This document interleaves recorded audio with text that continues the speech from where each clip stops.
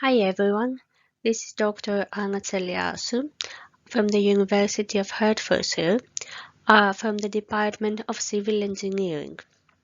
I'm going to present today the results of a preliminary study on the effect of mining waste on the durability indicator of cement-based composites. The environmental impact of the cement industry has been largely discussed over the past years. The number demonstrating that the need to effectively mitigate carbon dioxide emissions associated with cement is imminent.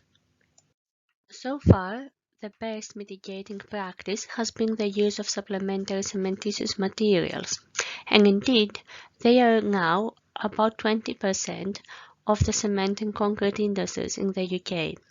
Nonetheless, their wide use has led to less than 10% reductions of the global CO2 emissions, while the supply stream for some of the main ones, such as fly ash, is under threat.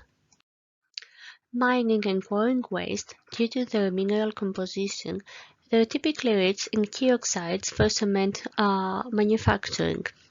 In addition, they can be found in abundance as about 5 to 7 billion tons of mine tailings exist globally. And lastly, as demonstrated by this graph produced at the University of Hertfordshire, they have a wide range of particle sizes, allowing their utilization either as a filler, cement replacement, or even fine aggregates. Additional environmental benefits of mining and quarrying waste utilization in cement is a more sustainable disposal way of such wastes. Usually they are being directly dumped into rivers or seas, or in the form of slurries into cells, confinements and dams. In addition, there are massive stockpiles of fine waste that are non-reusable and non-marketable around the world.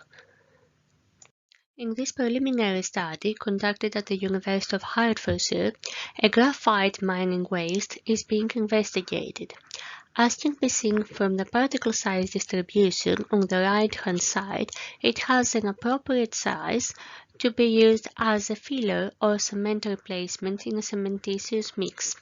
In addition, chemical and crystalline characterization that will be demonstrated in detail indicated a silicate composition. The chemical oxide composition, as revealed by XRF analysis, was plotted in a ternary graph against the most widely used supplementary cementitious materials, pozzolanas and cement. As can be seen, the silicate waste is mainly composed of silicon oxide and is closer chemically to silica fume and some other natural pozzolans, while the percentages of aluminium and calcium oxide are significantly lower. The crystalline structure of the waste was investigated through X-ray diffraction. As can be seen, in comparison with the fly ash graph, which is placed on the right-hand side, it is a highly crystalline material composing mainly from silicon oxide. This indicates lower reactivity when used in cementitious matrix. In addition, traces of graphite and carbon-containing phases were identified but were attributed to poor separation processes in the mining facility. To evaluate the potential of the silicate waste as a supplementary cementitious materials, mortar mixes with 10 and 20% replacement of cement by silicate were fabricated. They were prepared using ordinary Portland cement and fine sand with maximum particle size of 1 mm. The sand to cement ratio was 1.5, while the water to cement ratio was 0.5, as can be seen on the table with the details below.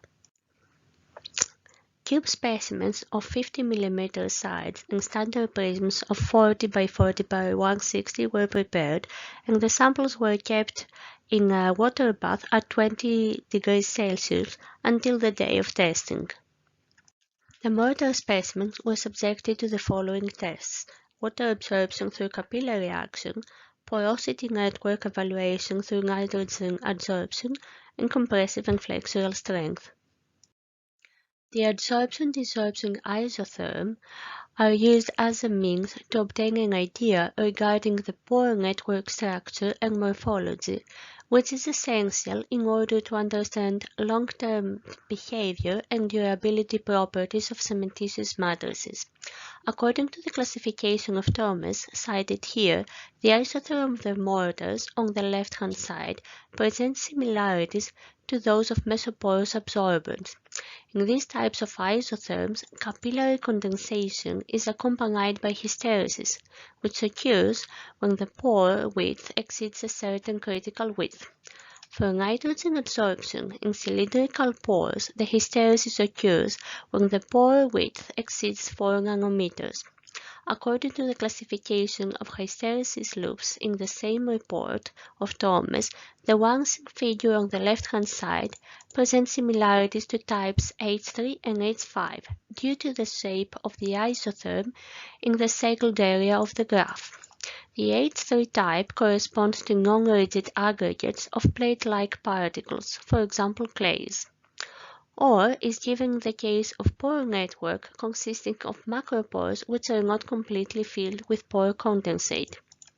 The H5 type has a distinctive form associated with certain pore structures, containing both open and partially blocked mesopores, for example plugged hexagonal silicas. Both of those types make sense and are expected from a cementitious material. The pore distribution of the 28-day mortars is presented in the following figures.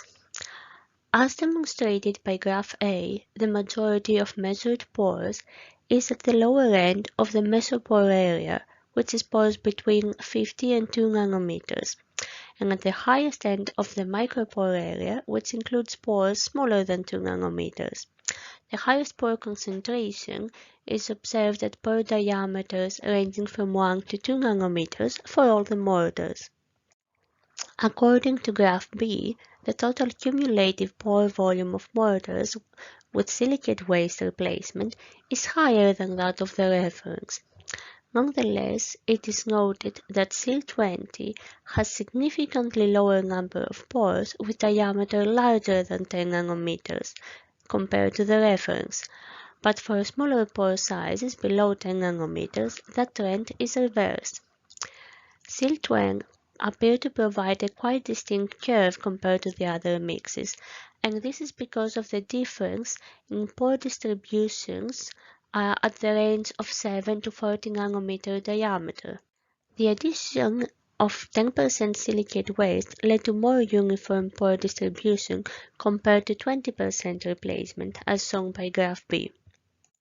The increased porosity of the silicate mortars is also associated with mechanical strength results, as will be demonstrated in the following slides.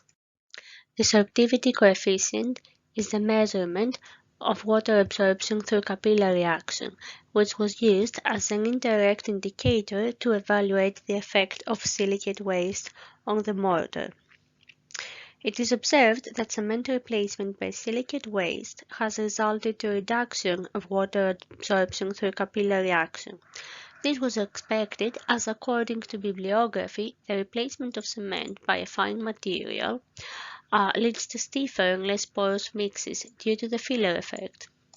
Nonetheless, in this case, the reduction of water absorption is not proportionate to the replacement percentage, while according to the nitrogen absorption data in graph B previously presented, the overall porosity of the silicate mortar is higher than that of the reference.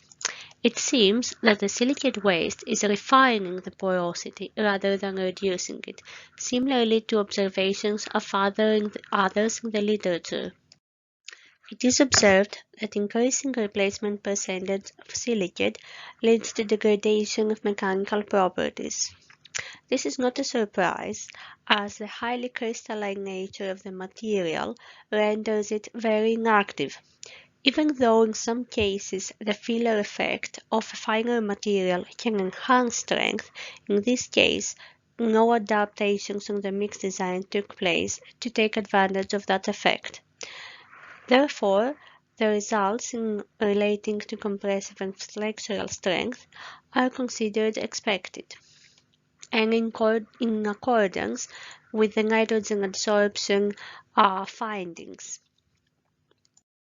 It could be concluded that this preliminary study established the potential low reactivity of the silicate graphite mining waste.